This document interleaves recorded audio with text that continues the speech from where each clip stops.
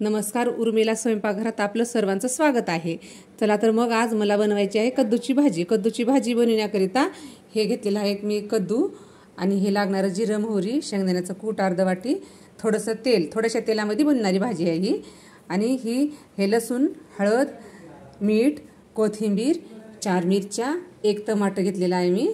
आता हे सगळं हे मिरच्या आणि लसूण एकत्र वाटून घेणार आणि टमाटे चिरून घेणार आणि हे पण चिरून घेणार मी। आता हे असं सगळं पद्धतशीर आणि आता हे चिरून घ्यायचे मला सगळं। आता हे कमी तेलाची कद्दूची भाजी बनणार आहे आज आणि कुकरमध्ये स्पेशल बगर पाण्याची। कद्दू चिरून घेता आता हे कद्दू खिसून धुवून आता हे असं चिरून घ्यायचा आणि हे मधातलं पांढरं काढायचं नाही। हे पांढरं काढल्याने विटॅमिन निघून जाते, तर हे शरीराला खूप छान असते कद्दू खायला। असा कद्दू कापून चिरून घेते मी आता चांगला। हे प्लेटमध्ये चिरून घेतलं, ह्याच्यामध्ये टमाटर ते टाकणार मग पुन्हा मी सगळं।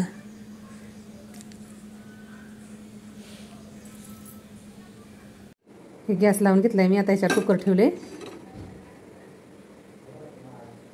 कुकर गरम झाले, त्याच्यामध्ये हे तेल टाकायचं मधामध्ये, थोडंसं तेल, बगर पाण्याची कद्दूची भाजी। हे तेल गरम होऊ द्यायचं आता आपल्याला हे चांगलं।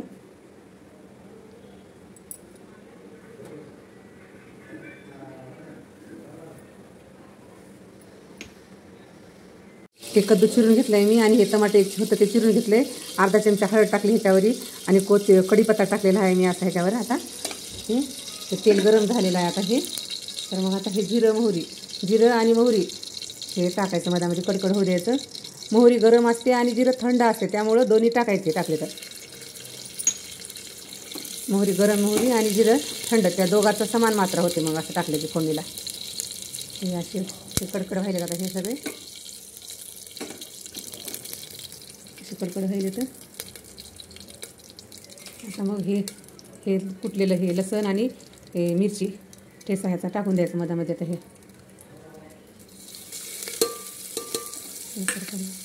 चमचा भाजू द्यायचं आता ह्याला चांगलं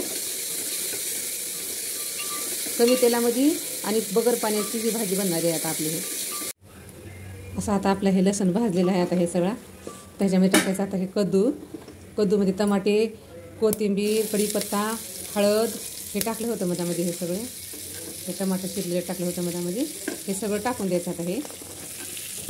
पाणी एकही थेंब टाकायचं नाही त्याच्यात। आणि हे मीठ अर्धा चमचा घेतलेलं आणि हे शेंगदाण्याचा कूट।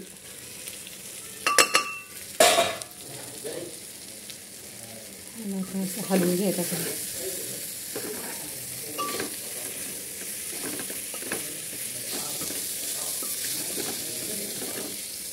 ते आता असं टाकलेलं आहे मी याच्यामध्ये सगळं। ते आता हे असं चांगलं हलवून घेणार आहे।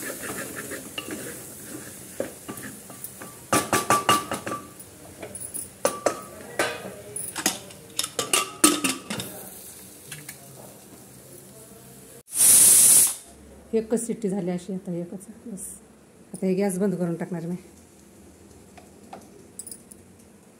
थोड्या वेळाने आता कुकरचं झाकण काढायचं। अशी भाजी बनलेली आहे आता आपली कद्दूची भाजी, बगर पाण्याची भाजी। झटपट 10 मिनिटाच्या मधात हे भात, चपाती, भाजी, वरण या मग जेवायला।